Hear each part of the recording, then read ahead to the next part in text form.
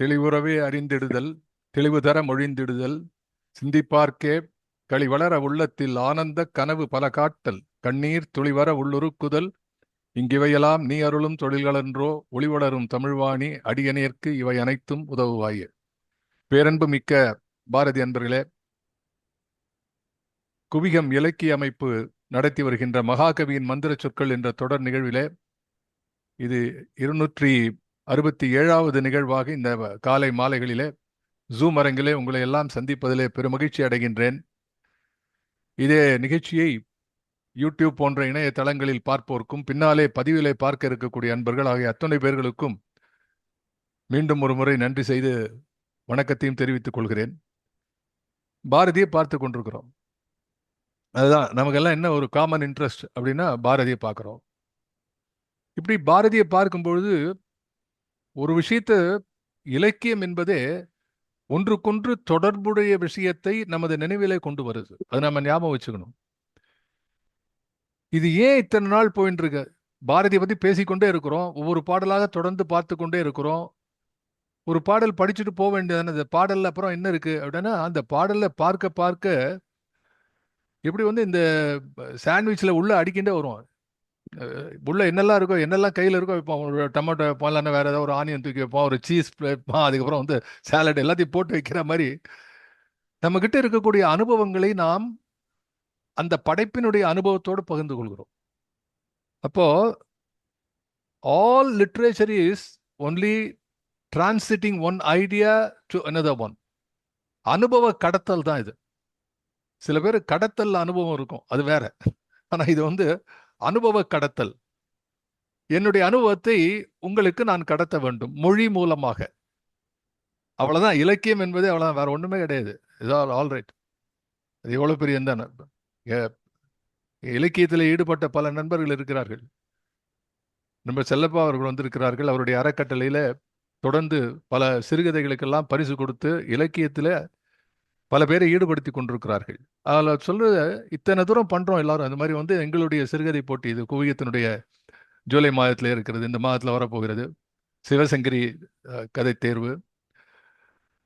என்ன அல்டிமேட்டா பார்த்தா என்ன அப்படின்னா, மொழி மூலமாக ஒரு அனுபவத்தை நீங்கள் பிறருக்கு சொல்ல முடியுமா? அவ்வளவுதான் இலக்கியம். சில பேர் ரொம்ப நல்லா சொல்லுவான். சில பேருக்கு சொல்ல, சார் ஒரு ஃப்ரெண்டை பார்த்தேன், நான் போய் பார்க்கறேன் சார், அவர் எப்படி இருப்பார், பார்த்து அடையாளம் எப்படி இருப்பார் சொல்லுங்க. சாதாரணமாக இருப்பார் சார், நார்மலி. எவ்வளோ உயரம் இருப்பார் தெரியல சார், 5 அடியோ 6 அடியோமா. அதாவது அனுமானத்திலே ஒரு விஷயத்தை பார்க்கும்போது, ஒரு வீடை பார்த்துட்டு வரோம். ஏன்டா ஒரு வீடை பார்க்குறோம், அந்த வீடு ரெண்ட்டுக்கு வீடு பார்க்கணும்னு சொல்கிறான். ஃப்ரெண்டு ஊர்லேருந்து வந்திருக்கான். ஒரு வீடு பார்த்துருவோம். இப்போ ஹால் இதெல்லாம் இருக்கு. ஹால் எவ்வளோ பெருசு இருக்கும்பா? எல்லாம் ஒரு 4 பேர் உட்கார மாதிரி இருக்கும், பெருசாக இருக்கும். ஒரு டைமென்ஷன் தெரியாது. ஒரு 10க்கு 16 இருக்கும் sir, bigger hall. Normal size 10 12னா இது 16க்கு 14 இருக்கு, அதோட பெருசு. இப்படி உங்களுக்கு விஷயத்தை சொல்வதற்கு என்ன பின்னணி இருக்கிறது என்று சொன்னால் அனுபவம். சாதாரண விஷயங்கள். அவர் எப்படி இருக்கிறார்? இது நான் போன முறை நேர்காணல்ல இலந்தை சார் கிட்ட கேட்டேன், முதலாக நீங்கள் ஆசிரா, அவருடைய ஆசான் ஆசிரா அவர்களை பார்த்தீர்களே, அவர்கள் பார்ப்பதற்கு எப்படி இருந்தார்கள்? நான் புகைப்படத்தில் தான் பார்த்திருக்கிறேன். நேரில் பார்த்த நீங்கள் சொல்லுங்கள் எப்படி இருப்பார்னு. சார் ரொம்ப அழகா இருப்பார் சார், நல்ல பளிச்சுன்னு இருப்பார் சார். பின்னாலே எனக்கு அவர் தெரியும். ஆசிரா பத்தி வேறு சில பேர்களும் எனக்கு தெரியும், நண்பர்கள் இருக்கிறார்கள். அவர் சொல்லுவார், எப்படியும் ஆசிரா வீட்டில் இருக்கும்போது கூட பர்ஃபெக்டா ட்ரெஸ்ஸை பண்ணிட்டு பவுடர்லாம் போட்டு போறான், முகத்தில் பவுடர்லாம் போட்டு ரொம்ப அப்படியே ரொம்ப ஸ்பாட் கிளீனா உட்காந்துட்டு போறான். நம்மெல்லாம் அந்த அதர் சைடு அப்படியே அலைஞ்சு தெரிஞ்ச மாதிரி ஓடி உட்கார். இப்படி ஒரு விஷயத்த அப்போ வாரா எழுதுறார் பாரதியாரை பத்தி. வாரா இந்த புக்கு ரொம்ப அருமையான புக்கு. பாரதியார் வா ராமசாமி ஐயங்கார் என்ற பாரதியாருடைய அணுக்க தொண்டர். பாரதியார் கிட்ட இருந்து குட்டு வாங்கினவர். பாண்டிச்சேரி போனார் பாரதியாரை பார்க்கறதுக்கு. போயிட்டாங்க உட்காந்து, எங்க யார் வந்தா அந்த பாரதி எடுத்து போன, I am Ramasamy here from சென்னைன்னு ஏதோ ஒன்று ஆரம்பிச்சிருக்காரு. பாரதியார் பக்கத்தில் அவரை பார்க்கவே இல்லை. பக்கத்தில் அவருடைய என்ன பண்ணாரு, டேய் யாரோ ஒருத்தன் இங்கிலீஷ்ல பேசிட்டு இருக்காடா, வெளில தோறுத்து அவனை, அவங்ககிட்ட என்ன பேச்சு நமக்கு அப்படின்ட்டாரு. அதுக்கப்புறம் கன்னத்துல போட்டு தமிழ்ல பேச ஆரம்பிச்சு, அப்படி அவருடைய இது. அப்படி அந்த வாரா பாரதியாரை பத்தி சொல்லணும், எப்படி இருக்கார் போனோம்.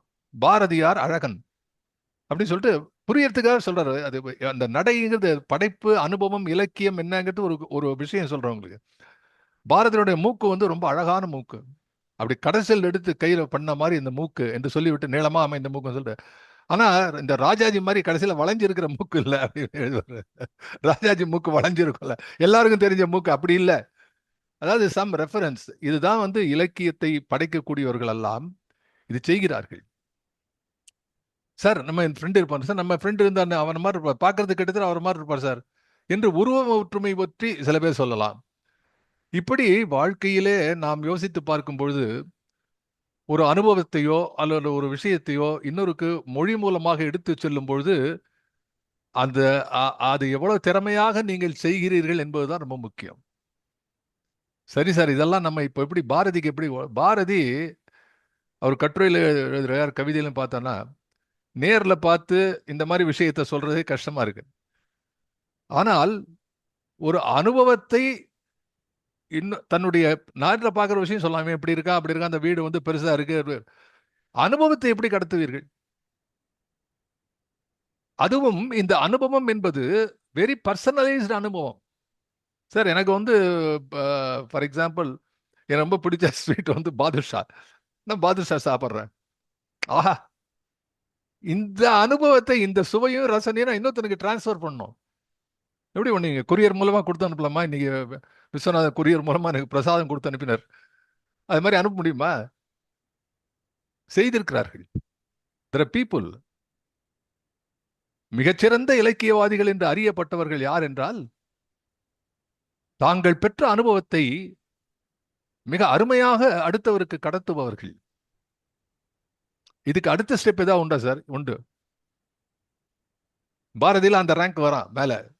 இதெல்லாம் சாதாரணம். ஒரு ஸ்டாண்டர்ட் படைப்பாளி என்று சொன்னால் for graduate R your doctorate ஒரு ஸ்டாண்டர்ட் இருக்கு. அதுபோல வந்து இந்த அனுபவத்தை சொற்களிலே கடத்துபவர்கள் எழுத்தாளர்கள், படைப்பாளிகள்.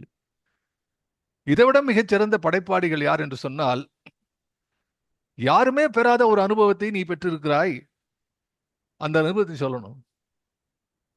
விண்டவர் கண்டிலர், கண்டவர் விண்டிலர். திருமூலத்தை சொல்லிட்டார், சொல்ல முடியாது. அனிர்வச்சனீயம், வார்த்தைகளாலே விளக்க முடியாத விஷயத்தை வார்த்தைகளாலே விளக்க வேண்டும். விளக்கிட்ட நீ நினைச்சுன்னு சொன்னா மற்றவனுக்கு நீ விளக்கினது அவனுக்கு விளக்கண்ணையா இருக்கும். நல்ல பேர் வச்சான் சார் விளக்கெண்ணன்னு. விளங்காத விஷயத்துக்கு விளக்கெண்ணங்கிறான் பாருங்க. எப்படி விளங்கும்? அப்படி தெரியாத ஒரு விஷயத்தை இன்னொருக்கு எடுத்து சொல்வது ஒரு அனுபவம்.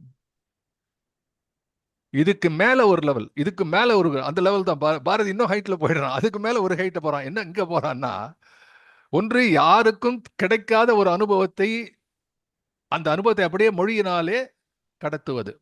இரண்டாவது, அதை படித்து புரிந்து கொண்டவன் அதே போன்ற ஒரு அனுபவத்தை பெறக்கூடிய வசதியை செய்கிறானே, அது ரொம்ப பெரிய விஷயம். இது எவ்வளவு அருமை பாருங்க. The deeper and deeper that you go and reach the other man to extend the ecstasy that you feel, பரவச நிலை, எக்ஸ்டசி என்பார்கள். ராமகிருஷ்ண பரமஹம்சர் யார் என்று விவேகானந்தருக்கு தெரியாது. அப்போ ஒரு ஆங்கில கவிதை, அந்த கவிதை வந்து அவருடைய வாத்தியார் யார், விவேகானந்தருக்கு காலேஜில் வாத்தியார் சொல்றார். அதுல வந்து எக்ஸ்டசி என்று ஒரு ஒரு வேர்டு வருது. What is ecstasy? விவேகானந்தர் கேள்வி கேட்கிறார் வாத்தியார்கிட்ட. கேள்வி கேட்கறது விவேகானந்தருக்கு, அவர் வந்து ஸ்டூடெண்டா இருக்கிற வரைக்கும் கேள்வியே கேட்டுக்கொண்டார். அவர் ஞானம் பெற்ற பிறகு பதிலாகவே சொல்லி கொண்டிருந்தார். அதுதான் விவேகானந்தர் வாழ்க்கையுடைய ஒரு மிகப்பெரிய சிறப்பு. அப்படி வாத்தியார் எக்ஸ்டசினா வாட் இஸ் எக்ஸ்டசி? பரவச நிலை அப்படின்னா. அப்போ அந்த அவர் ஆசிரியர் சொல்கிறார், அவர் ஒரு Britisher. He says, there is one gentleman by name Ramakrishna Paramahamsa in Dakshineswar. You go there, he goes into an ecstatic mood, realizing God. Ecstasy, ஒரு பரவச நிலை இருக்கிறது என்று ஒரு ரெஃபர் பண்றார். சோ பரவசம்னா எப்படி தெரியுமா? இதுக்கு அடுத்த நிலை ஒன்று இருக்கு. என்ன அப்படின்னா, எனக்கும் பரவசம் உங்களுக்கும் பரவசம், ஆனா இதன் காரணம் வித்தியாசமா இருக்கலாம். ஒருவன் கடவுளை கண்ட பரவசத்திலே இருப்பான், கோவில்ல போய் பெருமாளை பார்த்துட்டு பரவசமா இருப்பான், இன்னொருத்தன் புளியோதரை பார்த்து பரமசம் ஆயிடுவான், அவனுக்கு அதுவே போறோம், அவ்வளவுதான். What a wonderful life, what a complex life, what a complex life. இதை நூல் பிரித்து சிக்கல் சிடுக்குகள் பிரித்து பின்னலாக மாற்றி அழகு செய்து பூ வைத்து பொட்டு வைத்து அழகு செய்து பார்ப்பதுதான் இலக்கியம். அதுதானே இலக்கியம். ஆகவே இலக்கியம் என்பது வாழ்க்கையிலே அனுபவ கடத்தல். அதைத்தான் பாரதி செய்து கொண்டிருக்கிறார். ஆனால் இதையும் தாண்டி எல்லா அனுபவத்தையும் மற்றவங்களுக்கு சொல்ல முடியுமா? என்னிலே நான் பெற்ற நல்ல அனுபவத்தை நான் சொல்ல வேண்டும். அதாவது வாழ்க்கையிலே நாம் பெற்ற நல்ல அனுபவத்தை மட்டுமே பகிர்ந்து கொண்ட ஒரு அற்புதமான நூல் எது என்று கேட்டால், உவேசா அவர், தமிழ் தாத்தா அவர்கள் எழுதிய என் வரலாறு, என்னுடைய சரிதம். அந்த சரிதம் எழுதுகிறாரே, என் வாழ்க்கை சரிதம் எழுதுகிறாரே உவேசா, நல்லது மட்டுமே எழுதுவார். அந்த வாழ்க்கை சரித்தை புரிந்து, அந்த காலத்தில் அப்படிதான் எழுதினார்கள். இப்பெல்லாம் வாழ்க்கை சரிதம் படிச்சா ஸ்கேண்டலஸ்.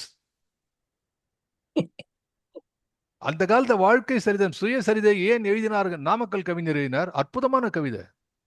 வஉசி அவர்கள் தன்னுடைய சுயசரிதத்தை கவிதையில எழுதினார்கள். Great ideas. ராஜாஜி கிட்ட கேட்டார்கள், நீங்க ஏன் சுயசரிதை எழுதல அப்படின்ட்டு. ராஜாஜியினுடைய பதில் வித்தியாசமா இருக்கும். உண்மையை தவிர நான் இன்னும் எழுத மாட்டேன், பொய் சொல்ல பிடிக்காது எனக்கு, உண்மையை சொன்னா மற்றவங்களுக்கு பிடிக்காது, அதனால அவன் சுயசரிதை எழுதல அப்படின்ட்டார். It's a different kind of man. அதாவது பாரதி ஒரு லைன் போட்டுக்கிறான். அப்போ ஒரு காலத்திலே படைப்பாளிகள் எப்படி இருந்தார்கள்? இந்த அனுபவத்தை சொன்னால், நான் சொன்ன இந்த கிரேடேஷன்லாம் வச்சுங்க. ஒன்று, பாரதி என்பவன் மிகச்சிறந்த படைப்பாளி. காரணம், தன் அனுபவத்தை இன்னொருவருக்கு பகிர்ந்து கொள்வது மட்டுமல்ல, அவனும் அத்தகைய அனுபவத்தை பெறக்கூடிய அளவிலே உயர்த்தி செல்கிறான். அது ஒரு பக்கம். Another commitment. One is technique, another is the content. இது படைப்பாளியினுடைய திறம். ஒரு குதிரையில ஏறான், அந்த குதிரை பஞ்சகல்யாணி குதிரை, அப்படி பாஞ்சு தட்டினா போறோம். ஸ்டிரப் அப்படிம்பாங்க, குதிரையோட மேல வந்திருக்கும், அந்த ஸ்டிரப் கீழே காலில் இருக்கும், அந்த காலில் உள்ள இருக்கிற அந்த பெடல்ல முள்ளு இருக்கும். அது அந்த குதிரையினுடைய மென்மையான அடிவயிற்று பாகத்திலே போய் பதியும். அங்க போய் கால்களிலாலே அப்படி எப்படி பண்ணுவோம். அப்ப அந்த குதிரைக்கு அந்த வலி ஏற்பட்டு வேகமாக ஓடும். ஆனா உயர்ந்த ஜாதி குதிரைகள் எல்லாம் அப்படி அடிபடுறதுக்கே விடாது. அப்படி கீழே அந்த கால் வந்த உடனே அது நகர்ந்து ஓடிடும். இந்த குணம் வண்டியில பூட்டக்கூடிய காளை மாடுகளுக்கும் உண்டு. அருமையான சீசு செல்லப்பாவுடைய நாவல்களை படிக்கணும். வாடிவாசல் என்று அவருடைய நாவல் உங்களுக்கு எல்லாம் தெரியும். அது காளை மாடுகளை பற்றியே இருக்கக்கூடிய அந்த இது மஞ்சு விரட்டு காளைகள் இருக்கிறதே, காளை, அதைகளை பத்தி. அதை தவிர 3 சிறுகதை எழுதினார், நீண்ட சிறுகதைகள். ஒவ்வொன்றும் கிட்டத்தட்ட 50-60 பக்கம் இருக்கும். அந்த சிறுகதையில ஒரு கதையில காளை மாட்டை பத்தி எழுதுவார். What a great writer sir சீசு செல்லப்பா. இப்போ ஒருத்தரை பத்தி சொன்னா அதுலயே நேரம் போயிடும். நாம் இதையெல்லாம் ரசிக்கும் போதே பாரதிக்கு இதை சொல்லி அஞ்சலி தான் செய்கிறோம், அவ்வளவுதான். ஐ எம் நாட் டைக்ரஸிங், பட் இந்த ப்ரிப்பரேஷன் நமக்கு தேவை. அந்த சீசு செல்லப்பாவுடைய கதை படிக்கும் போது அந்த ரெட்டை காளை அப்படி நரம்பு ஓடி நிற்கக்கூடிய அந்த காளைகளுடைய உருவத்தை கொண்டு வரும். அப்படி 2 ஒரே மாதிரி காளை, மயில காளை ஜோடி கட்ட வண்டியில பூட்டணும். அந்த 2த்தையும் ஒரே மாதிரி ஹைட்டு, ஒரே மாதிரி ஓடணும், ஒரே மாதிரி கிடுவிடே ஆடி இருக்கக்கூடாது. அப்பதான் கரெக்டா போகும், நூல் பிடிச்ச மாதிரி. எங்கேயோ பிறந்த 2 மாடுகளை சேர்ப்பார்கள். அந்த மாட்டுக்காரன் பார்ப்பான், இவன் வீடு அந்த வீடு பார்ப்பான். பார்த்த உடனே சொல்லுவான், 2 மாடும் ஒரே மாதிரி தான் இருக்கு, ஆனா அதுல ஒரு மாடு இட் இஸ் சோ சென்சிட்டிவ், இதுக்கு சாட்டை அப்படி அடிச்சா இந்த மாட்டுக்கு படுற சத்தம் கேட்டு அது ஓட ஆரம்பிச்சிடும், அது மேல படணுங்கிற அவசியம் இல்லை. அவ்வளவு சென்சிட்டிவ்னு எழுதுறார். படிச்ச அந்த கதையை திரும்ப திரும்ப படித்தேன். செல்லப்பாவுடைய அந்த கதையை திரும்ப திரும்ப படித்தேன். எப்படிப்பட்ட ஒரு அனுபவம். இத்தனைக்கும் நான் காளமாட்டை பார்த்து கிடையாது, கிராமத்தில் வாழ்ந்ததே கிடையாது. அந்த பக்கத்தில் போய் ஒரு காளமாட்டை கையால் தொட்டு பார்த்தோ, இல்லைன்னா இந்த காளமாட்டை இதுக்கெல்லாம் போய் பார்க்கறதோ, I never done it at all. But the stories have given me the old man and sea, Hemingway. கடல்ல தனியா ஒரு கழம் ஒரு பெரிய மிகப்பெரிய மீனை, சுறா மீனை தூக்குவோம் அங்கேருந்து. அதுக்கும் இவனுக்கும் சண்டை. நாள் கணக்காகும், அப்படியே நிற்போம் அதை பிடிச்சிட்டு. நான் கடலையும் பார்த்ததில்ல, படகையும் பார்த்ததில்ல, அப்பையும் பார்த்ததில்ல. இந்த கதை படிச்சுட்டு போய் பார்க்கணும்னு ஆசைப்பட்டும் பார்க்கல. ஏன்னா கதை படிச்சே போறேன் எனக்கு. அதே பார்த்தா அந்த உப்பு வாசனை, கையில மணல், படகுல காலை இடையிறது எல்லாம் வந்துருது எனக்கு. Everything I experience everything. But this a great writing. But அந்த ரைட்டிங் அனுபவத்துக்கு you should have a receptivity. அது எவ்வளோ சென்சிட்டிவ் இருக்கோ அந்த சென்சிட்டிவிட்டியை நம்ம டெவலப் பண்ணணும். எனவே பாரதியை அனுபவிக்கக்கூடிய நண்பர்களுக்கெல்லாம் நான் சொல்லுவேன், அந்த பாரதியை அனுபவிக்கக்கூடிய அந்த சென்சிட்டிவிட்டியை நம்ம புரிஞ்சுக்கணும். அதுதான் ரொம்ப முக்கியம். அப்போ பாரதி அடுத்த ஸ்டெப்பா என்ன செய்யறான், உங்களுக்கு என்ன சொல்ல வேண்டும், அனுபவ கடத்தல். இந்த டெக்னிக்கல பாரதி உயர்ந்த நிலைக்கு போய்விட்டான். நெக்ஸ்ட் என்ன பண்ணான், கான்டென்ட். எதை சொல்ல வேண்டும் என்று தீர்மானிக்கிறான், யாருக்கு எது தேவையா இருக்கும்னு. இப்போ எழுதக்கூடிய நண்பர்கள்லாம் எல்லாத்தையும் எழுத முடியும், ஆனா அது யாராவது ஒருத்தருக்காவது பயணம். Maybe for example I have written number of articles for students, motivational thing எல்லாம் நம்ம எத்தனையோ பேர் மாதிரி எழுதியிருக்கிறோம். புதிய ஆத்திசூடி பற்றி நானும் எழுதியிருக்கிறேன், தென்காசி கணேசன் எழுதியிருக்கார், இது மாதிரி பல பேர் பாரதியுடைய இதை நம்ம எழுதியிருக்கோம். இது படிச்சுட்டு யாராவது தெரிஞ்சுனாங்களா, இதை படிச்சுட்டு யாராவதுக்கு பயன்பட்டாங்களா, அது வேற. யாருக்கோ நீக்கோ பயனாகும். we don't bother about it, but the idea must be there. Bharathi அவன் வாழ்ந்த காலத்தே இதெல்லாம் எழுதுகிறேனே, இதை பற்றி எழுதுகிறோமே, இது யாருக்காவது பயன்படுமா, இதை பற்றி யாராவது சிந்திக்க போகிறார்களா, அல்லது இதை சிந்தித்தவன் பேசும்போது பல பேர் சந்திக்க போகிறார்களா, அது யார் எழுதி பார்த்துருப்பானா தெரியாது நமக்கு. we do not know, but there is always a time for that. எனவேதான் பாரதி பாடல்ல சோமதேவன் புகழ் என்று இது பாடும். அதுக்கப்புறம் சந்திரனுடைய ஒளியை பற்றி பாரதி பாடுகிறான். அதுக்கப்புறம் வெண்ணிலா பாட்டு பார்த்தோம். வெண்ணிலாவை இதெல்லாமே நிலாவினுடைய வெவ்வேறு ரூபம்.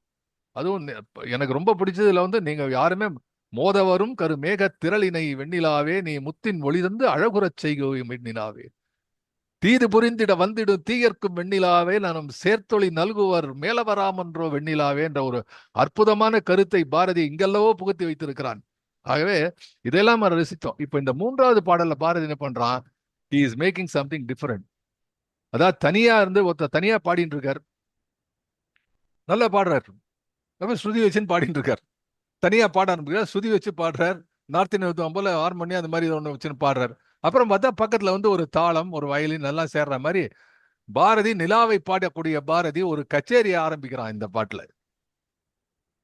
நிலாவையும் வானத்து மீனையும் காற்றையும் என்று அப்படி எல்லாமே ஒன்னா சேர்ந்து ஒரு ஃபுல் டைம் கச்சேரி மாதிரி. அதாவது ஃபுல் பெஞ்சா கேட்பாங்க அந்த காலத்துல.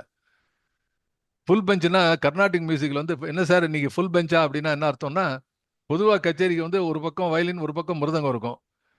எப்படி ஃபுல் பெஞ்சுனா இஸ் லீகல் லாங்குவேஜ். ஏன்னா மயிலாப்பூர்ல தான் இந்த ரெண்டு கச்சேரியும் உண்டு, இசை கச்சேரியும் உண்டு, வக்கீல் கச்சேரியும் உண்டு. Mylapore popular for that. அதுல இருந்தா ஃபுல் பெஞ்சா கேட்பாங்க. ஃபுல் பெஞ்சுனா என்ன அர்த்தம்னா உபபக்க வாத்தியங்கள் இருக்கும். ஒரு பக்கம் கடம் இருக்கும், கஞ்சிரா இருக்கும், கொன்னக்கோல் இருக்கும், மோர்சிங் இருக்கும், இப்படி பலவிதமான வாத்தியங்கள் இருக்கக்கூடிய எல்லாம் வச்சுன்னு பண்றது ஃபுல் பெஞ்சு. அப்படி என்ன பாரதி தனியாக நிலாவை பாடியவன், இந்த நிலாவை எப்படி அனுபவிக்க வேண்டும் என்று ஆரம்பிக்கக்கூடிய அந்த பாட்டிலே பலவிதமான ரூபங்களிலே அவன் வைக்கிறான். அதுதான் நீங்க நம்ம பார்க்க இருக்கிறோம். முதல்ல அந்த பாடலுடைய முதல் ஃபர்ஸ்ட் ஸ்டான்ஸா பார்க்கலாம், பார்த்துட்டு நாம மேலே இதை பற்றி பேசுவோம். சார் கிருபா சார், ஃபர்ஸ்ட் அந்த நிலாவையும் வானத்து மீனையும் காற்றையும் நேர்பட வைத்தாங்கே. நிலாவையும் அந்த இதை நான் கொஞ்சம் சரி பண்ணாத அனுப்பியிருக்கேன், தப்பு என்பதுதான். நிலாவையும் வானத்து மீனையும் காற்றையும் நேர்பட வைத்தாங்கே, குலாவும் அமுத குழம்பை குடித்தொரு கோல வெறி படைத்தோம். ஸோ இங்க நிலாவும்னு இருக்கு, உங்க புக்கில் பாருங்க. நிலா வான் மீனும் ஓகே, இல்லை கரெக்டா இருக்கு. முதல் தலைப்பை நான் பார்த்துட்டேன். ஓகே, நிலாவையும் தலைப்பு நிலாவும் வான்மீனும் காற்றும் நான் சொன்னது கரெக்ட். மனத்தை வாழ்த்துதல், இந்த ரெண்டு விஷயத்தை நம்ம ஞாபகம் வச்சுக்கணும். சாரி, இட் இஸ் கரெக்ட், கரெக்டா இருக்கு. இதுல நான் விளக்கம் சொல்லுவேன் உங்களுக்கு. நிலாவும் வான்மீனும் காற்றும் என்று தலைப்பை பாரதி கொடுத்திருக்கான், தலைப்பு கொடுத்திருக்கிறான். மனத்தை வாழ்த்துதல் என்பது ரொம்ப முக்கியமான செய்தி. அதுதான் நான் சொன்னேன் உள்ள போய் பார்க்கணும் அப்படின்னு. ஏன்னா இந்த நிலாவை பார்த்து பாடுகிறான். முதல்ல பாடின பாட்டுல நிலா நீ எப்படி இருக்கிறாய், நிலா நீ இப்படி இருக்கிறாய், நிலா இது உன்னுடைய குணம், நிலா நீ ஒளி கொடுக்கிறாய், ஓமையாகி நிற்கிறாய், இந்த மக்களுக்கு காதல் உணர்ச்சியை கொடுக்கிறார், நீ வந்து உன்னுடைய எளிமையான தோற்றத்தின் மூலமாக இனிமை அளிக்கிறாய் என்றெல்லாம் பேசுகிறான். இப்போ வந்து டைரக்டா இந்த மனத்தோட பேசுகிறான். மனமே என்று இந்த நிலாவை பார்த்து மனமே நீ என்ன செய்ய வேண்டும் என்று மனத்தை வாழ்த்தி பாடுகிறான் என்பதாலே இது வந்து இங்கே நிலா இருக்கிறது, வான் மீன் விண்மீன், வான் மீனா நட்சத்திரங்கள் இருக்கின்றன, காற்று இருக்கின்றது, நமது மனம் இருக்கின்றது. எனவேதான் சொன்ன ஒரு ஃபுல் பெஞ்ச் கச்சேரி மாதிரி தனியாக சூரியனை பாடினான், தனியாக நிலாவை பாடினான். இந்த பாடல் அது எல்லாத்தையும் ஒன்று சேர்த்து, கோர்ஸ் இந்த பக்கம் பரிதி வராது. ஏன்னா இது இரவு நேர காட்சி இருக்கிறது, நிலா இருக்கிறது, வான்மீன் இருக்கிறது, காற்று இருக்கிறது, நமது மனம் இருக்கிறது. ஆகவே இதை வைக்கிறான். நிலாவையும் வானத்து மீனையும் காற்றையும் நேர்பட வைத்தாங்கே குலாவும் அமுத குழம்பை குடித்தொரு கோல வெறி படைத்தோம் உலாவும் மனச்சிறு புள்ளினை எங்கனும் ஓட்டி மகிழ்ந்திடுவோம் பலாவின் கனிச்சுளை வண்டியில் ஓர் வண்டு பாடுவதும் வியப்போ. இந்த ஸ்டான்ஸால இருக்கக்கூடிய அழகு சொல்லி மாளாது. அப்படி ஒரு அழகான ஒரு ஆரம்பத்தை பாரதி கொடுத்திருக்கிறான். எப்படி ஆரம்பிக்கிறான் பாருங்க. நிலாவையும் வானத்து மீனையும், நிலாவைனா தெரியும் நமக்கு, நிலாவையும் இணைக்கிறான். உம்மை தொகை இங்க சொன்னா அந்த என்பது இணைப்பு, உங்களுக்கு தெரியாது, அது இன்னும் இருக்குன்னா. நிலாவையும் வானத்து மீனையும், வானத்து மீன் என்பது நட்சத்திரங்களை குறிக்கிறது, உடுக்கள் நட்சத்திரங்களை சொல்றோம். வானத்து மீனையும் காற்றையும் நேர்பட வைத்தாங்க. நேர்பட வைத்தாங்க என்பதற்கு ஒரு சிறப்பு பொருள் சொல்லணும், திரும்ப வருகிறேன். குலாவும் அமுத குழம்பை, குலாவும் அமுத குழம்பை குடித்து ஒரு கோல வெறி படைத்தோம்.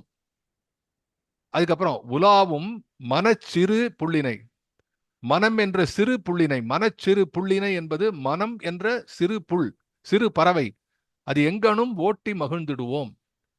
பலாவின் கனிச்சுளை வண்டியில் ஓர் வண்டு பாடுவதும் வியப்போ. அது மட்டும் முன்னாடி நீங்க தெரிஞ்சுக்க வேண்டிய விஷயம், பலாவின் கனிச்சுளை வண்டின்னு எழுதுறான்.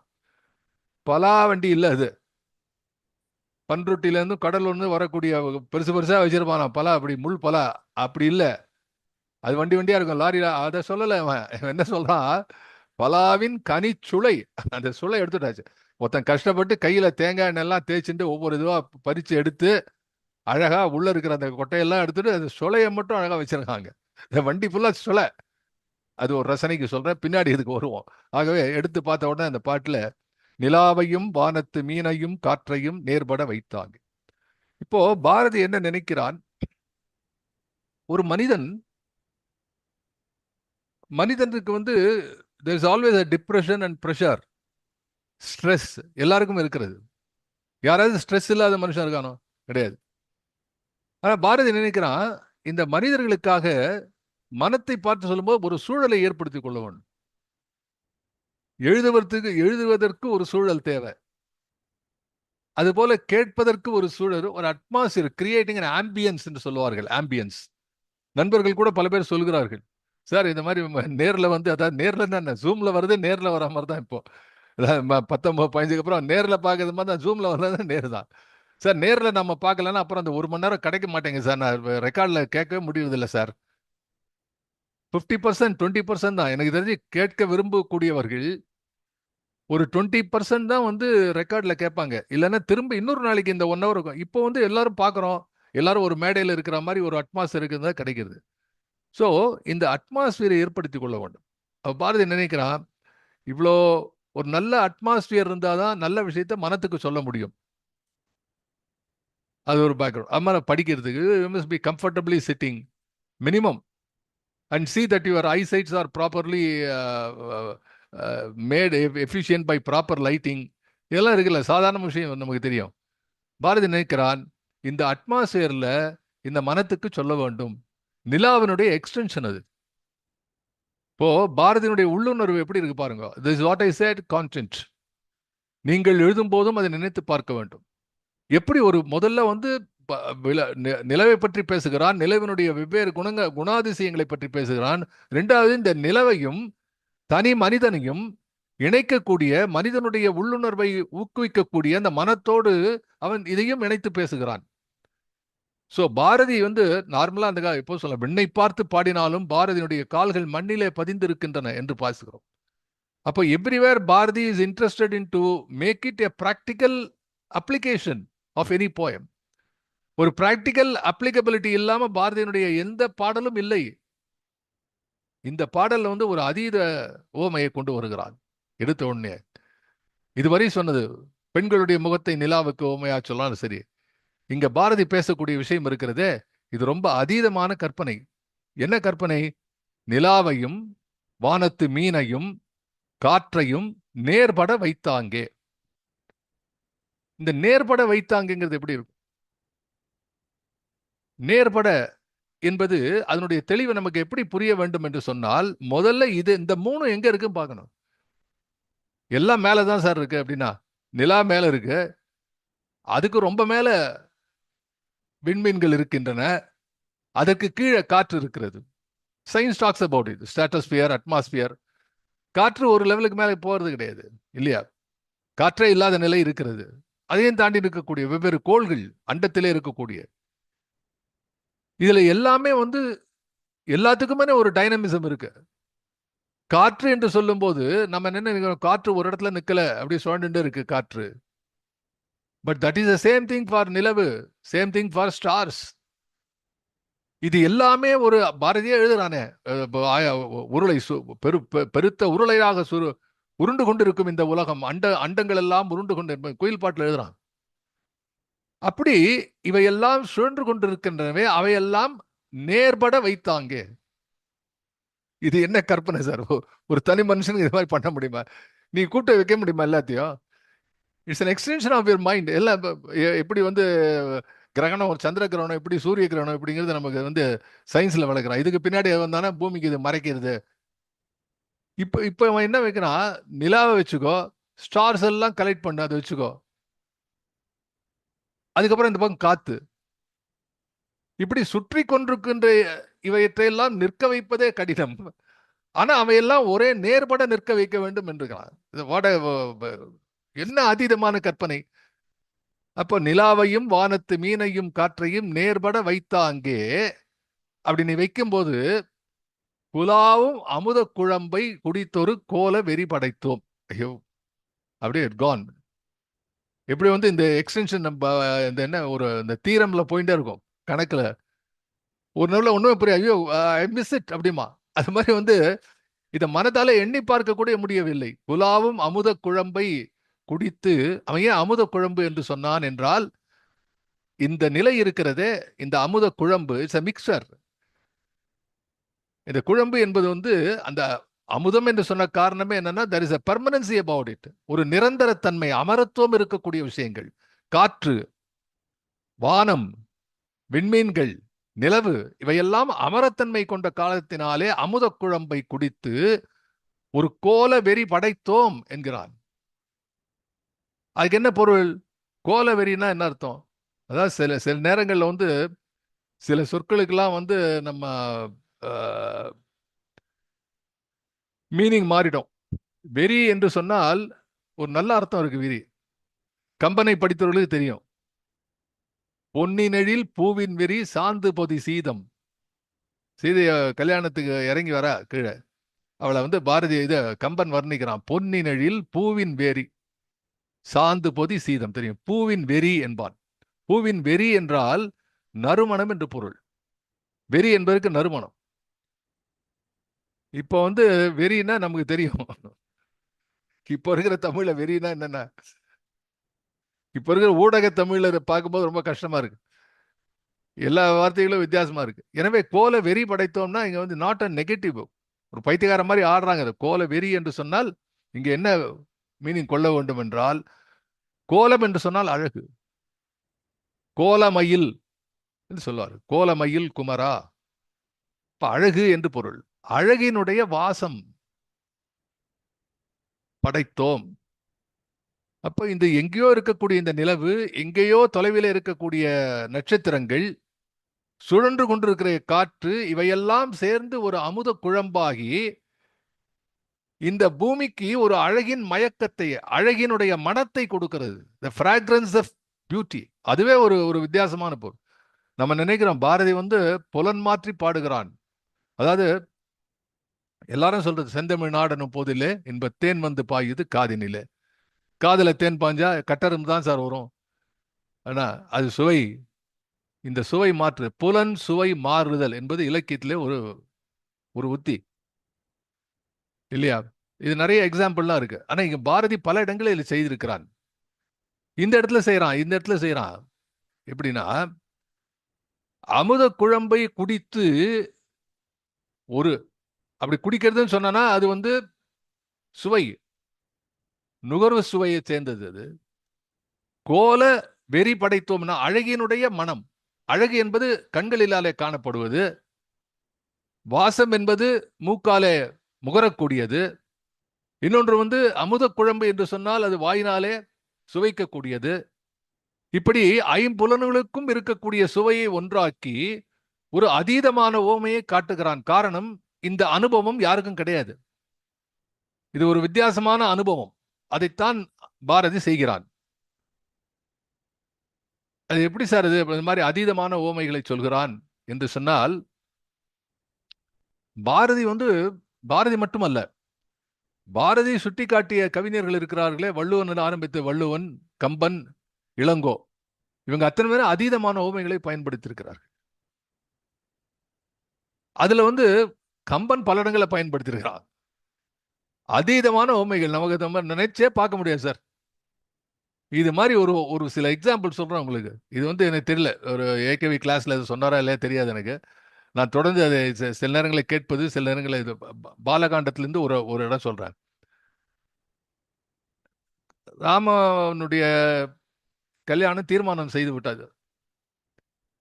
அப்படின்னா என்ன அர்த்தம்? வில்லு எடுத்தான், சிவதனுசம் உடைச்சான், கல்யாணம் இது ஆயிடுச்சு. இங்க வந்து லெட்டர் போறது, இங்க அயோத்தியாவுக்கு லெட்டர் போறது, இது மாதிரி கல்யாணம், நீங்க எல்லாம் கிளம்பி வரணும் அப்படின்ட்டு. உன்னை கல்யாணத்துக்கு எல்லாரும் தானே போய் ஆகணும். சாதாரண ஆட்கள்லாம் அதுவும் சீதா கல்யாணம் அப்படின்னா வந்து எல்லாரும் போகணும். யாராவது வீட்டில் அயோத்தியில மிச்சம் இருப்பாங்களா? மொத்த அயோத்தியம் காலி. எல்லாம் படை. தசரதன் கிளம்புறான்.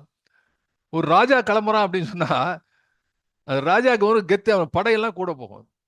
இங்க ஒன்றும் இல்லாதாலே ஒரு 10 அம்பாசிடர் பின்னாடி போறது, வெள்ளை அம்பாசிடர் சர்ன்னு வரான், அப்படியே திரும்புறான், அப்படியே எல்லாம் ஒரே நேரத்தில் நிற்கிறான். ஒரே நேரத்தில் கதவு திறக்கிறது. ஒரே நேரத்தில் 4 பேர் பேண்ட் போட்டு வெளியில அப்படி எட்டி பார்க்கறான்.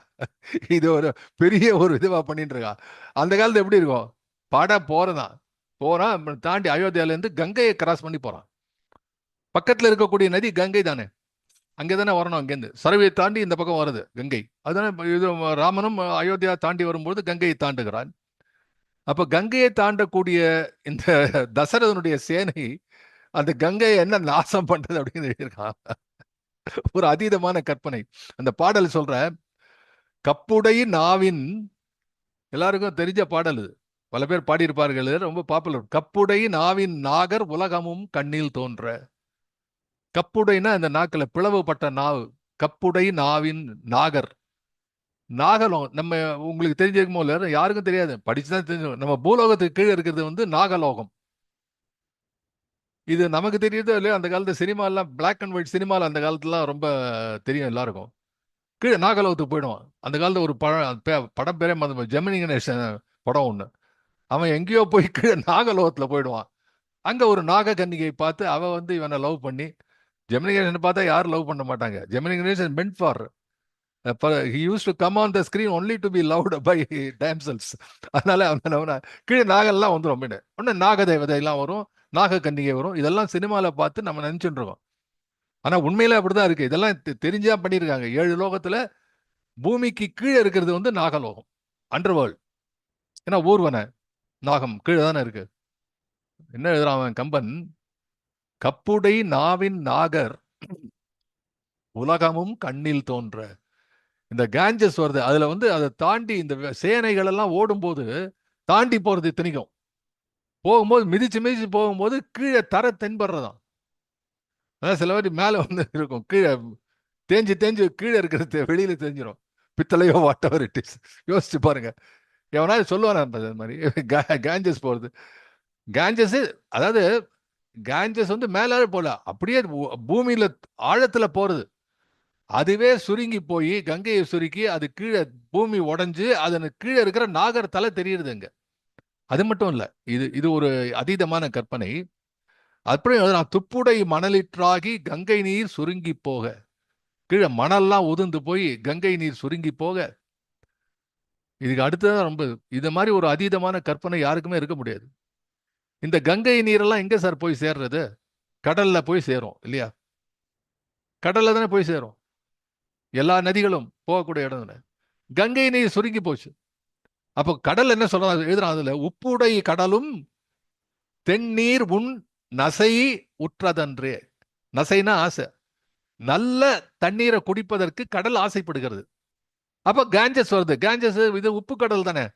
அதுக்கு உப்பு கடல். அதுக்கு நல்ல தண்ணி குடிக்கணும்னா காஞ்சஸ்லேயும் தண்ணி வந்துட்டு இருக்கு. வீராணம் வரா மாதிரி பைப் லைன் மாதிரி இங்க வந்துட்டு இருக்குது. இந்த கங்கை இது மாதிரி தசரதனுடைய சேனைகள் அழிச்சு ஒழிச்சு ஒண்ணுமே இல்லாத கங்கை சுருங்கி போக, கடல் பார்த்தோம் ஐயோ நமக்கு நல்ல தண்ணி குடிக்கிறதுக்கு ஆசைப்பட்டோமே, நல்ல தண்ணி கிடைக்கலையே என்று கடல் வருத்தப்பட்டதான். இது எவ்வளவு பெரிய அதீதமான கற்பனை. ஆகவே இந்த பரம்பரையில வந்தவன் பாரு இதுக்கு சொல்கிறேன். இது மாதிரி எத்தனையோ இடங்கள் இருக்கின்றன. அதாவது ஒன்னா ரெண்டா சொல்றதுக்கு கம்பன்ல இது மாதிரி பல இடங்கள் நம்ம உங்களுக்கே தெரியும், பல இடங்களை பார்க்க முடியும். அதுல ஒரு எனக்கு ரொம்ப பிடிச்ச இன்னொரு இடம் இருக்கு. ஒரு தோய்வுறும் கணை, தோய்வுறும் கணை செம்புனல் தோய்ந்தில என்று சொன்னான். இதெல்லாம் ஒரு ஒரு ரசனைக்கு சொல்றேன் உங்களுக்கு. தோய்வுறும் கணை, ராம யுத்தம் நடந்துட்டு இருக்கு, போட்டு அடி நாசம் பண்ணிட்டு இருக்காங்க. ராமனுடைய அம்பு எவ்வளவு வேகமா போச்சு, அதுக்கு உதாரணம் எல்லாருக்கும் தெரியும் இல்லையா?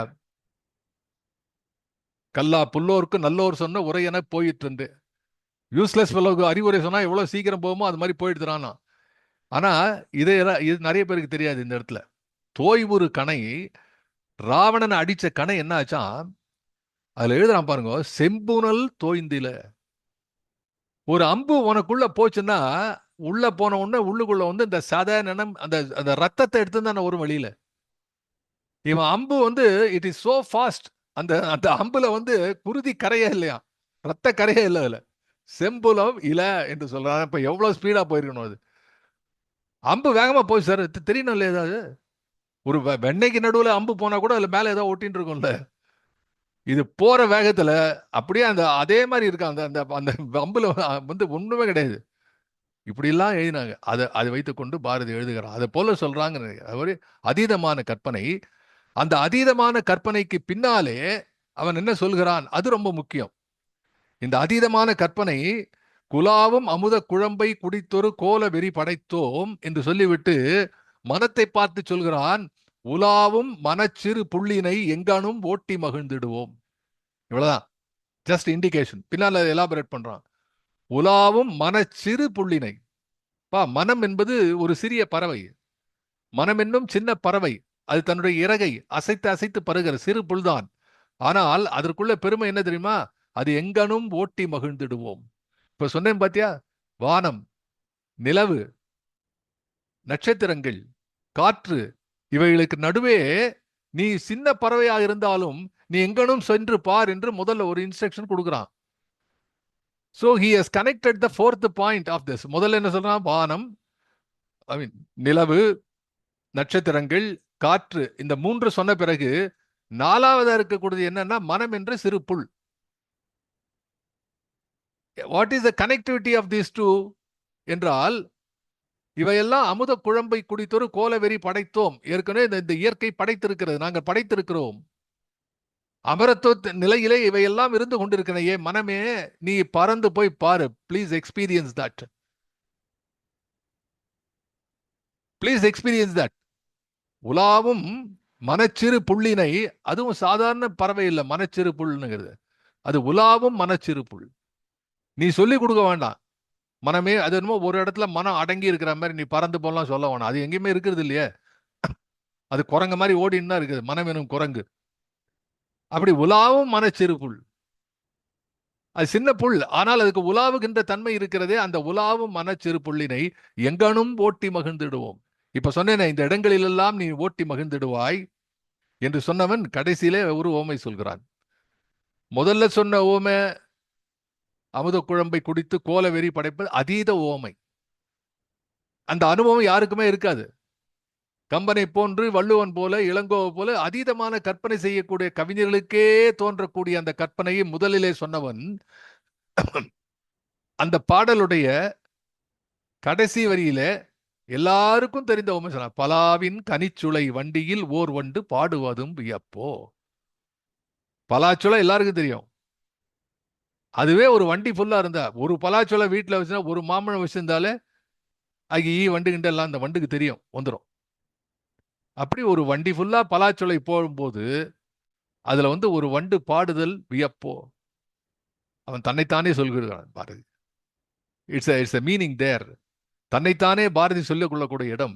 பலாவின் கனிச்சுளை வண்டியில் ஓர் வண்டு பாடுவதும் வியப்போ. அப்போ நான் பாடுகிறேன் மனமே என்றால் அவன் தன் மனத்தை மட்டும் கேட்கவில்லை, உன் மனத்தையும் சேர்த்து கேட்கிறான். மனமே ஓடிப்போ, மனமே உனக்கு உழவுதான் உன்னுடைய தொழில், நீ சாதாரண ஒரு இடத்துல உட்கார்ற ஆள் இல்லை. மனமே சுற்றி கொண்டிருக்கிறாய், நீ கொஞ்சம் அங்க சுற்றுப்பா. மனத்தை சுற்றி விடுகிறானே, மனம் என்பதுக்கு அலைபாயக்கூடிய தன்மை இருக்கிறது. That is how Bharati is great. Not only Bharati great, all great people are great. And all great people have got only this concern. இப்போ மனம் அலையுது சார். சித்த சாகரம் செய்தனை என்று பாரதி பேசுவான். சித்த சாகரம், சித்த கடல். இந்த சித்தம் என்பது கடலை போல. எல்லாம் இருக்கு, அதுல உப்பும் இருக்கு. சில சில சாகரத்துல சக்கரை அதிகமா இருக்கு, சில உடம்புல. சில பேருக்கு வந்து உப்பு அதிகமா இருக்கு, வாட் எவர் இட் இஸ். இந்த சித்த சாகரத்துல எப்படி கடல்ல வந்து அலைகள் இருக்கின்றனவோ, ஓயாத அலைகள் இருக்கின்றனவோ, மைய கடலிலே ஒரு ஒரு ஒரு அழுத்தம் கனம் இருக்கின்றதோ, அங்கே ஏதாவது நேர்ந்தால் அது புயலாக உருவாகி அந்த உருவான புயல் தான் உருவான இடத்தை அன்றி பிறரிடத்தை பாதிக்கிறது. It's a beauty. அவன் சித்த கடல் சொன்னான் தானே. சுனாமி என்ன சார் எங்கேயோ ஆரம்பிச்சு சார், இந்தோனேஷியா பின்னாடி எங்கேயோ ஆரம்பிக்கிறது. கடலூர்ல ஒரு 20 பேரை கொள்ளை கொண்டது சுனாமி. அப்போ இது எங்கிருந்தோ ஆரம்பித்து எங்கிருந்தோ வந்து முடிகிறது. இதுதான் சித்த சாகரம் செய்யக்கூடிய. அப்ப அலைபாய்கின்ற மனம், இந்த அலைவாய் மனம் என்ன பண்றது? அடுத்தவனை பக்கத்து வீட்டை பாக்குறது.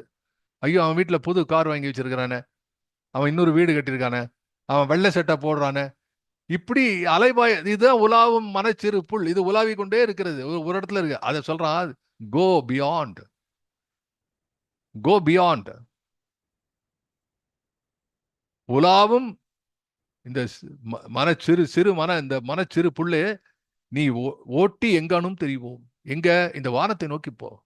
கோ for the sublime idea, go for something that is eternal. அமுத குழம்பு, அமரத்துவம் இருக்கக்கூடிய ஒரு தன்மையை நோக்கி நீ திரிந்து பார். அதை பாடும்போது உனக்கு வந்து உன்னுடைய இயல்பிலே அந்த ஒரு பாடுவதும் வியப்போ. அதை நீயும் பாடுற, நானும் பாடுறோம். இந்த காலத்துல யாருக்கும் அந்த மாதிரி இருக்கோ தெரியல. அந்த காலத்துல வந்து வண்டியில வண்டி கட்டிட்டு போறவன் வண்டி ஓட்டு பாடிண்டே போவாங்க. வழிநடை பாடல் என்றே வந்து ஒரு இலக்கியமே இருக்கிறது. வழிநடை பாடல் இலக்கியம். நாங்கெல்லாம் அந்த காலத்துல சபரிமலை போகும்போது நிறைய பாடல் இருக்கிறோம். சங்கரையருக்கு தெரியும்.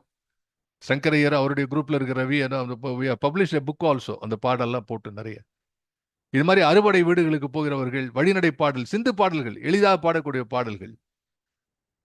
அது போல வந்து அப்படி பாடுறது, பாட்டு கிளம்பும் மனசுல, உற்சாக மனதிலே இசை கிளம்பும். அப்படி பாடுவதும் வியப்போ என்று பார்க்கிறானே, அது ஒரு முக்கியமான விஷயமாக இந்த முதல் பாடலில் நமக்கு தெரிகிறது. நிலாவையும் வானத்து மீனையும் காற்றையும் நேர்பட வைத்தாங்கே. குறிப்பு நேர்பட ஞாபகம் வைத்துக் கொள்ளுங்கள். குலாவும் அமுத குழம்பை குடித்தொரு கோல வெறி படைத்தோம். குலாவும் என்பதற்கு பொருள் என்ன சொல்ல வேண்டும் என்றால், குலாவுதல் என்று சொன்னால் ஒவ்வொன்றும் தனித்தனியாக இல்லை. Each is interacting with each other. They are not segmented, they are not discrete, they are not compartmentalised, but they are interactive. அதுக்கு பேர் சொல்லலாம். அப்ப எது இன்டராக்டிவ்? வானம், வானத்தோடு நிலவு, நிலவோடு தாரகைகள், அதனோடு காற்று, இவை ஒன்றோடொன்று இணக்கமாக. குலாவுதல் அர்த்தம். பேசுகிறாங்கிறத வச்சு சொல்ல முடியாது, சண்டை போடுவான். பேசினாலே சண்டை போடுறது தானே. குலாவுதல் என்ப அந்த ஒரு தமிழ் சொல், அருமையான சொல். குலாவும், குலாவும் என்று சொன்னால் இணைப்பிலே இருக்கிறார்கள், நெருக்கமாக இருக்கிறார்கள், தொடர்பிலே இருக்கிறார்கள், நட்போடு இருக்கிறார்கள், அன்போடு இருக்கிறார்கள். இதெல்லாம் பொருள். குலாவும் அமுத குழம்பை குடித்தொரு கோலவெறி படைத்தோம். வெறி என்பதற்கு நறுமணம் என்று பொருள். உலாவும் மனச்சிறு புல், புல் என்றால் பறவை. எங்கனும் ஓட்டி மகிழ்ந்துடுவோம். இங்க எங்கனும் என்ற சொல் வானத்தை தொடர்ந்து அத்தனை இதுலயும் சொல்றான் அவன். பலாவின் கனிச்சுளை வண்டியில் ஓர் வண்டு பாடுவதும் வியப்போ. அது கனிச்சுளை என்பது அதில் அந்த கனிச்சுளை, கனி என்பது வந்து it's a multiple fruit. It's called a multiple fruit. பெருசு அது. இவ்வளோ பெரிய பல பல கனிகள் எல்லாம் ஒன்றா இருக்கக்கூடிய கனிகளாக இவ்வளோ பெருசு இருக்கும். அது சுளை என்பது அந்த ஒற்றை கனியை சொல்கிறது, அது இருக்கிற அந்த கொத்தா இருக்கிறதுல ஒன்று.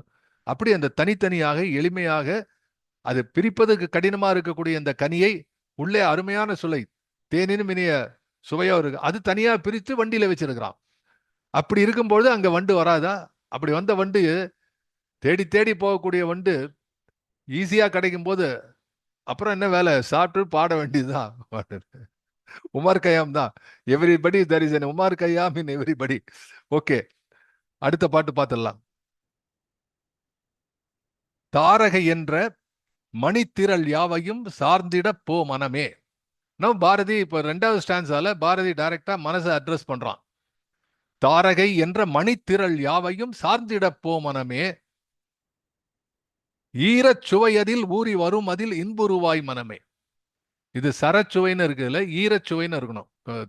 நீங்க உங்களுடைய நோட்ஸ்ல இதுல திருத்திக்கலாம். நீங்க ஈரச்சுவை அதில் ஊறி வரும், ஈரச்சுவை அதில் ஊறி வரும் அதில் இன்புருவாய் மனமே. தேங்க்யூ. தாரகை என்ற மணித்திரள் யாவையும் சார்ந்திட போ மனமே. இதெல்லாம் வந்து வாய் விட்டு படிக்கணும். தியாகராஜன் ஐ திங்க் இன்னைக்கு சாயந்தரமே அதை படிக்க ஆரம்பிச்சிருவார். நைட்டே ஒரு வாட்டி வாய் விட்டு படிக்க ஆரம்பிச்சிருவார். பாரதி பக்தர், அன்பன் பாரதி பக்தர் தியாகராஜன் போட்டுருவார். நானும் அதை அப்படிதான் நினைக்கிறது. படிக்கும்போது ஜாலியா இருக்கும். அது வாய் விட்டு படி.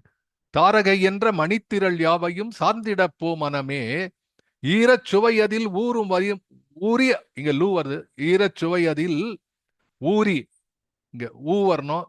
சுவை அதில், ஊ என்பது புணர்ச்சினாலே லூ என்று இருக்கிறது, லூ வரணும், நெடில் வரணும். அங்க ஈரச்சுவை அதில் ஊறி லூரி வரும் அதில் இன்புருவாய் மனமே, சீர விரும் சுடர் மீனோடு சாரி, சீர விரும் சுடர் மீனோடு வானத்து திங்களையும் சமைத்தே, ஓரழகாக விழுங்கிடும் உள்ளத்தை ஒப்பதோர் செல்வமுண்டோ. செல்வமுண்டா இல்ல செல்வமுண்டோ.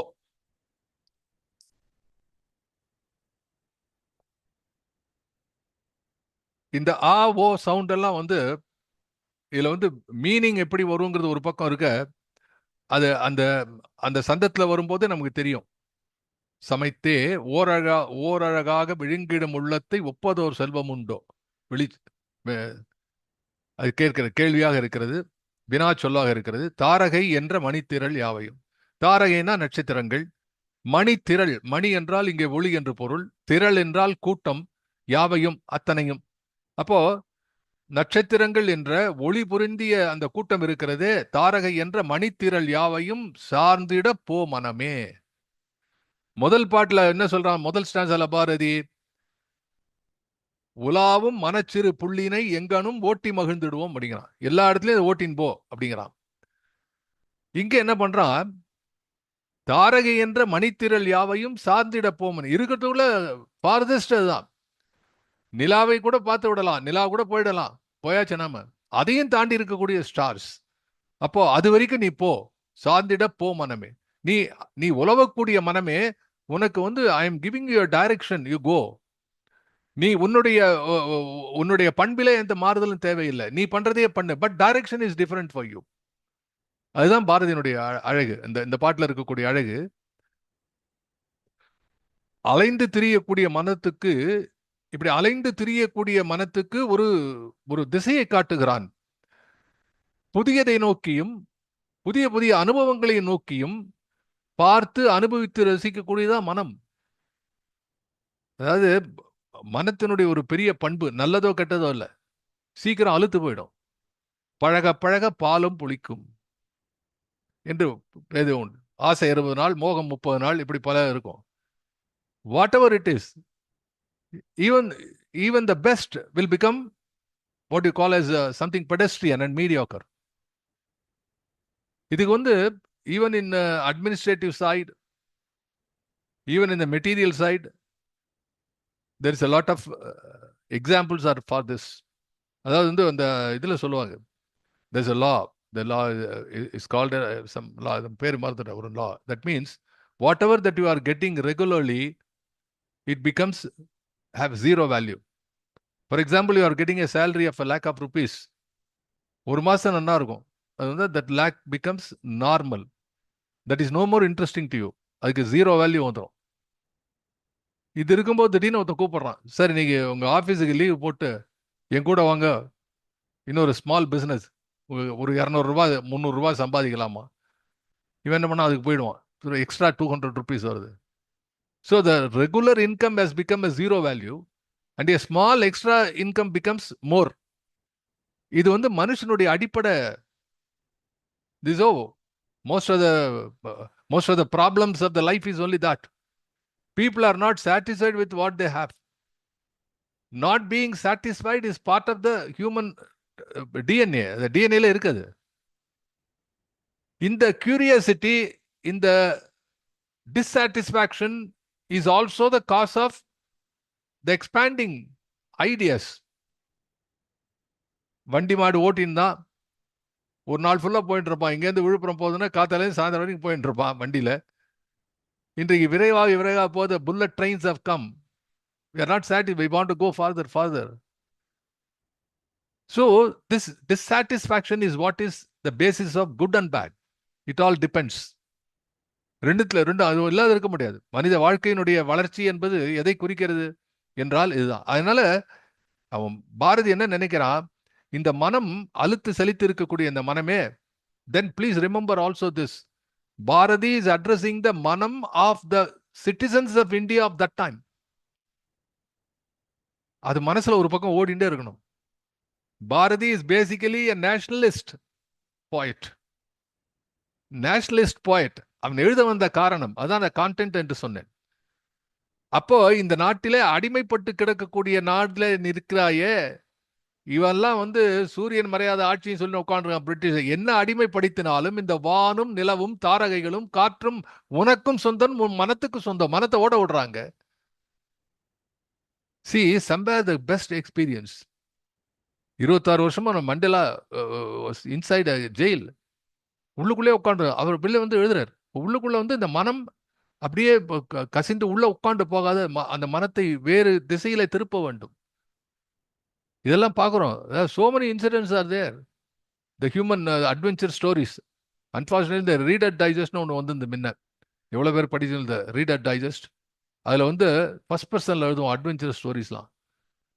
That was a very sad day when I came to know that Reader Digest is no more in existence. They stopped publishing it. ஏன்னா அது ரொம்ப அதில் வந்து பிக்சர் ஸ்பீச்னு வரும். அதில் ஆங்கில புலமை இது பண்ணலாம். நோபல் ஆரிட்ஸ்லாம் பற்றி வரும். Beautiful article. ஒவ்வொரு ஆர்டிகலும் ஜெம். அதாவது டைஜஸ்ட்ல வந்து ஆர்டிகல் அப்படின்னா அதுக்கு என்ன தனியாக ஒரு கௌரவம் உண்டு. அது அது தப்பே கிடையாது. அவ்வளோ எடுத்து சலிச்சு அப்படி போடுவாங்க. ஸோ இது போல நம்ம வந்து வாழ்க்கையிலே அனுபவத்தை சேகரித்து கொள்ள வேண்டும் என்று சொன்னால் அந்த கண்டென்ட் ரொம்ப முக்கியம் நினைக்கிறாரு. அதில் எழுதுவோம் பாரதி ஒரு பக்கம் எழுதுவோம், பாரதி பக்கத்தில் எழுது நோட் பண்ணி வச்சுக்கணும். இந்த மனத்தை எப்படி சரிப்படுவது?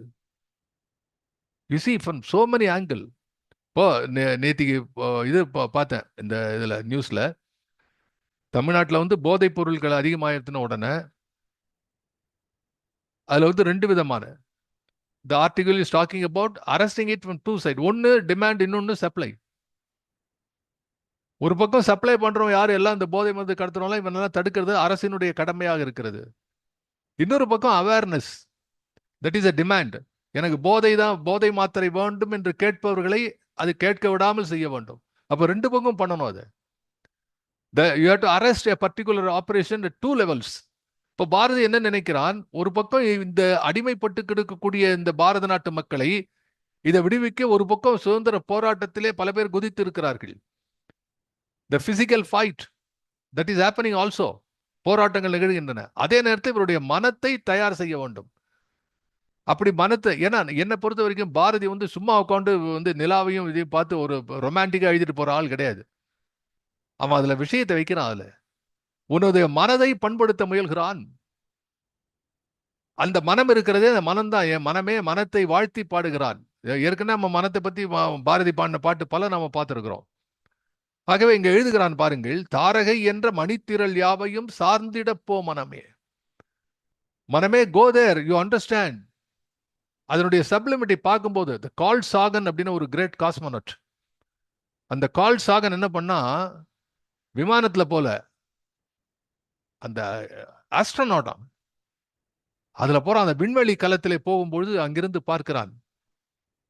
அவன் திரும்பி வந்ததுக்கு அப்புறம் நியூஸ் பேப்பர் கேட்கறான், நியூஸ் பேப்பர் ஜேர்னலிஸ்ட்லாம் கேட்கறான், மேலேருந்து பார்த்த உடனே என்ன தெரிஞ்சு அப்படின்னா, கால் சாகன் ஒரு அற்புதமா வார்த்தை சொன்னான், என் வாழ்க்கையில மறக்கவே மாட்டேன். அது கீதோபதேசம் மாதிரி, அது ரிஷிகளுடைய வார்த்தை மாதிரி, அது வேத வாக்கு.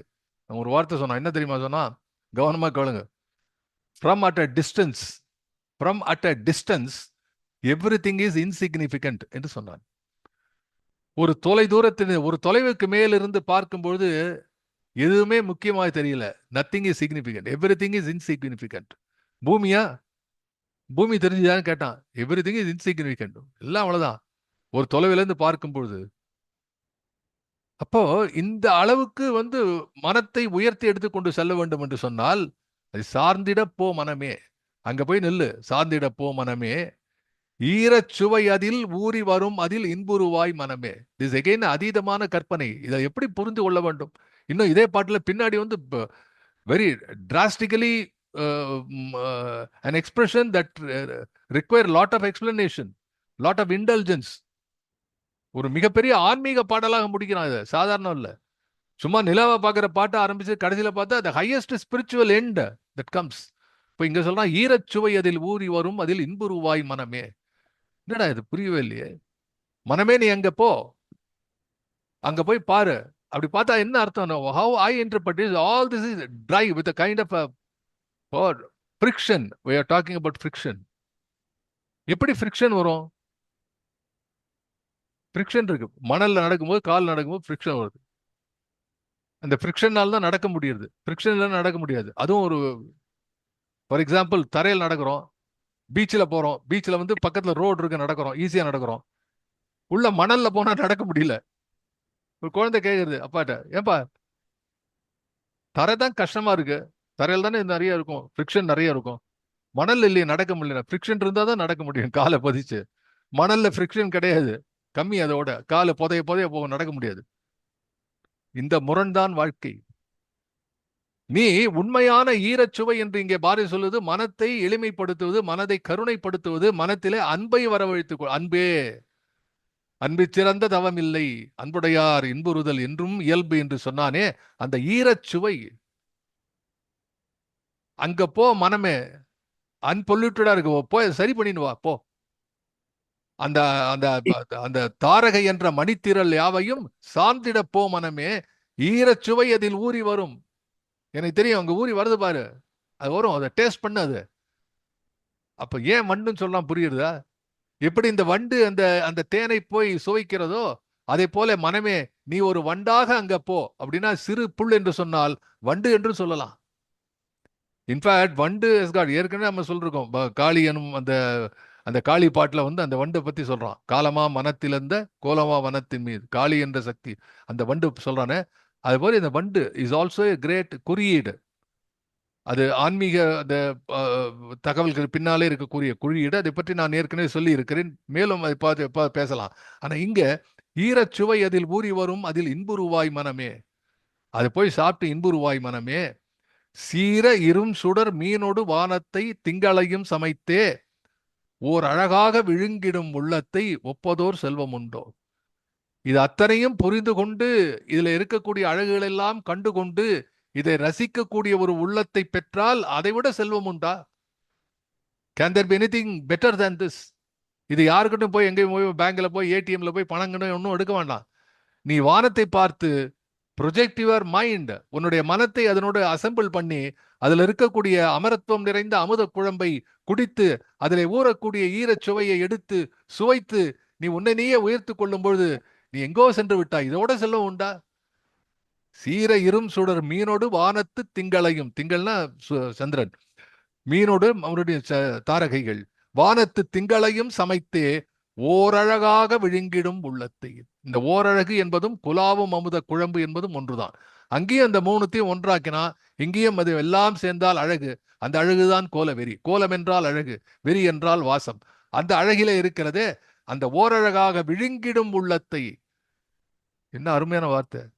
உணர்கின்ற உள்ளத்தை சொல்லல, விழுங்கிடும் உள்ளத்தை. அப்படியே வாங்கி ஏதாவது அப்படியே தூக்கி வாயில விட்டுருங்க பாருங்க. அப்படியே அது விழுங்கிடும் உள்ளத்தை ஒப்பதோர் செல்வம் உண்டோ. இப்படி ஒரு உள்ளத்தை உள்ள நிறைவில் ஒரு கள்ளம் புகுந்திடில் உள்ள நிறைவாமோ நன்னெஞ்சே என்று கேட்கிறானே. அப்படி உள்ளத்தை பண்படுத்த செய்யக்கூடிய வார்த்தைகளை எல்லாம் பெய்து அந்த நிலவை பார்த்து பாடுகிறான். தொடர்ந்து பார்க்கலாம். பாரதி இயற்கையை பாடினாலும் சரி, தேச தலைவர்களை பற்றி பாடினாலும் சரி, தத்துவம் பாடினாலும் சரி, சக்தியை பாடினாலும் சரி, கணேச விநாயகர் நான்மணி பாடு எல்லாத்திலையும் அவனுடைய குறிக்கோள் என்பது மிக உயர்ந்த குறிக்கோள். அதை நாம் தொடர்ந்து பார்த்து கொண்டே இருப்போம். இந்த அளவிலே இன்று நான் நிறைவு செய்கிறேன். நன்றி.